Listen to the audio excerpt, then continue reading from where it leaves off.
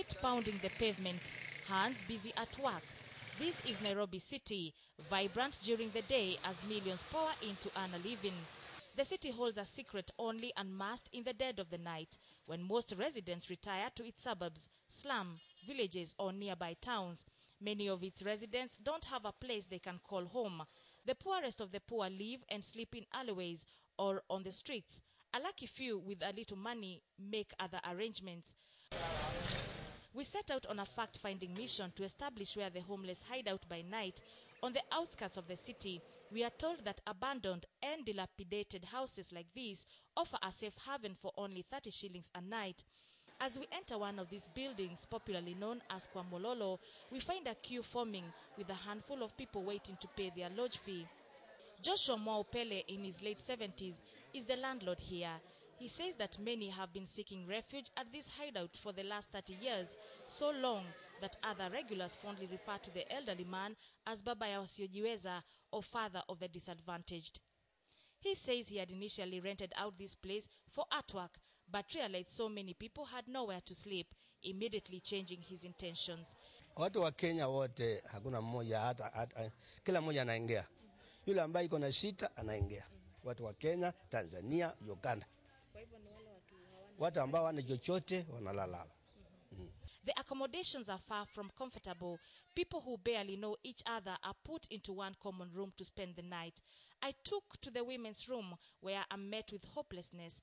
These are women who cannot afford to pay rent and opt to pay for accommodation per night. This is Wamboi Dirango. Over the last year, she's been forced to sell her body in order to make ends meet. Najitafutiaga riski.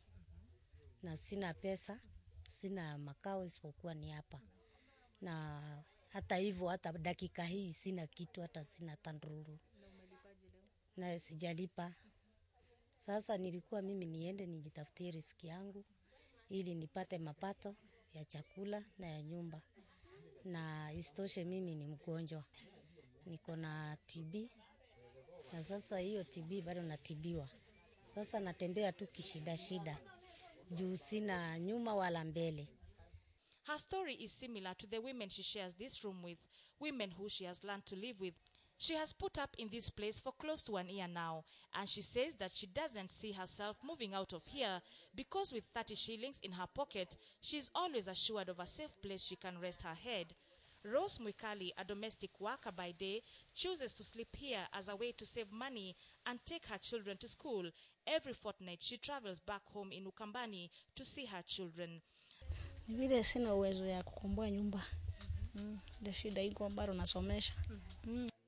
The women sleep in one area where you find hawkers, house girls and even weavers. Some live here with their children, others alone. Life here is miserable for them, but they take solace in each other and religion.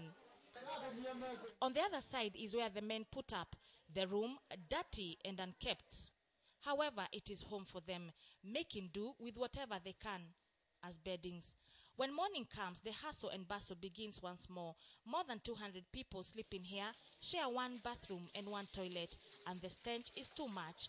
Men, women, children all line up to get their turn to relieve themselves, and the broom busy at work to clean up the remnants of last night's garbage from those who slept here. When they walk out of here and blend into the world again, no one can guess or even suspect where they slept last night, and still they don't even know where they will end. In the meantime, the men leave the room they slept in being transformed into an eatery, a place to eat breakfast for those who can afford.